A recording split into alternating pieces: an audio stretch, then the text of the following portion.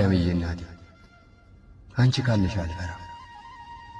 የኃጢአት ሌሊት ረዝሞብኝ ሳለ ቀና ብዬ እንደ ጨረቋ ስልሽን ባየው ጊዜ ከጭንቀት ያርፋለሁ፣ ከተወጠርኩበት እረጋጋለሁ። ድምፅሽን እንኳ አልሰማም፣ ግን ታናግርኛለሽ። እጅሽን አላየው፣ ግን የታመመ አካሌ በአንቺ ይፈወሳል። ዓይኖችሽን አላየው፣ ግን ስለ እኔ ስታማልጅ ይሰማኛል። ቢመሽ እንኳ አልፈራም፣ አንቺ አለሽ።